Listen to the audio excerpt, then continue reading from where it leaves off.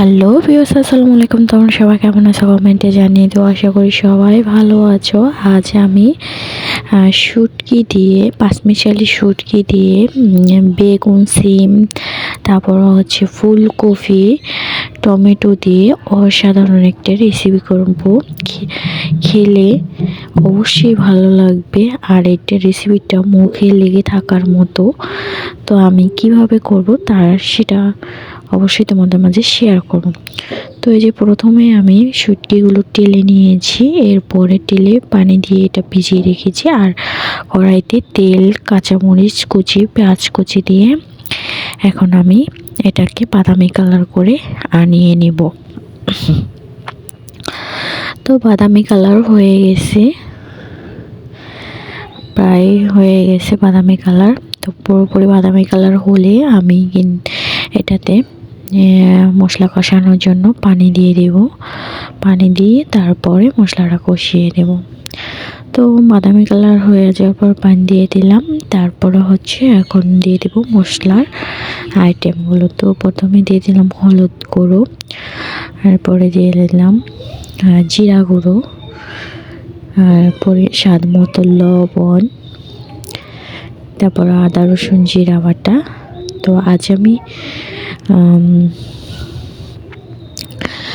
সব কিছুই দিয়ে দিয়েছি পরিমাণ মতো, যতটুকু লাগে। আর শুকনো মরিচের গুঁড়ো আমি লাস্টে দিলাম অল্প পরিমাণে, তো বেশি দিইনি যেহেতু আমি কাঁচা মরিচ দিয়েছি বেশি করে, এজন্য। আর শুটকি কিন্তু একটু ঝাল ঝাল হলে ভালো লাগে বেশি, তবে অতিরিক্ত ঝাল না, মিডিয়াম ঝাল। তো এদিকে যে মশলা কষানোর ভিতরে যেদিকে শুটকিগুলো আমি ভিজিয়ে রেখেছি, এখন ধুয়ে মশলার ভিতর দিয়ে দেব। তারপর আমি শুটকিগুলো ভালো করে কষিয়ে নেব। এখানে বাজাবতী শুটকি আছে, যেমন ট্যাংরা মাছ, বান মাছ, তারপরে চেলি মাছ, মানে মোলা মাছ, অনেক আইটেমের পুঁটি মাছ। তো পাঁচমিশালি মাছের শুটকি, এটা হচ্ছে দেশি শুটকি। গ্রাম অঞ্চলে ওই যে বিলের থেকে যে মাছগুলো ধরে আনে মানুষ, তো প্রায় যারাই ধরে অনেক শুটকি দেয় শুকিয়ে। অনেক সময় দেখা যায় কাটা বা বাছার সময় থাকে না, তখন শুটকি দিয়ে রাখে। তো সেইগুলোই কিনে আনা হয়েছে, তো সেগুলো আজ আমি রান্না করছি। তো এইভাবে শুটকি দিয়ে বেগুন, সিম, আলু, ফুলকপি দিয়ে রান্না করলে খেতে অনেক ভালো লাগে। আর এটা কিন্তু ঝোল রাখলে ভালো লাগবে না, এটা একবারে মাখা মাখা ভাজা ভাজা করতে হবে, তাহলে খেতে ভালো লাগবে। আর এইভাবে করলে একবার খেলে বারবার খেতে ইচ্ছে করে এভাবে রান্না করলে। এদিকে নাড়াচাড়া দিয়ে আমি ঢাকনাগুলো দিয়ে ঢেকে দিলাম। আবার ঢাকনাটা উঠিয়ে আমি উল্টে পাল্টে নেড়ে চেড়ে দিচ্ছি, কারণ এক সাইড সেদ্ধ হলে আর এক সাইড যদি সেদ্ধ না হয়, তখন যদি পানি দিয়ে দিই তখন কিন্তু ওটা শক্ত হয়ে যায়। তো ভালো করে সেদ্ধ হওয়ার জন্য বেশি করে নাড়াচাড়া দিয়ে উল্টে পাল্টে দিচ্ছি।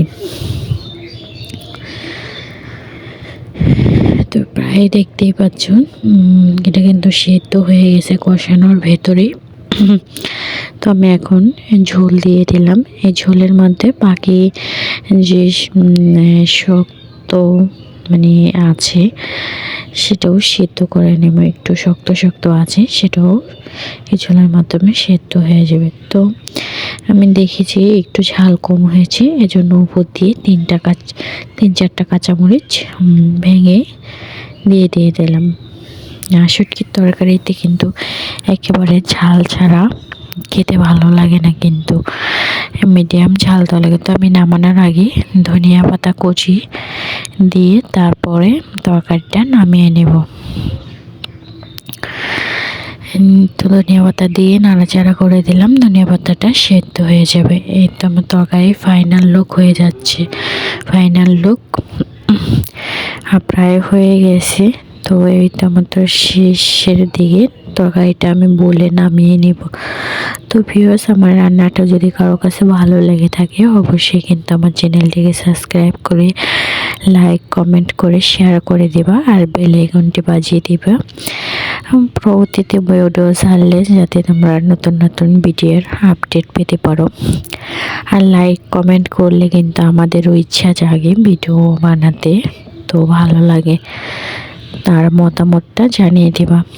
তো রান্নাটা পছন্দ হলে অবশ্যই এভাবে রান্না করে খেয়ে দেখো।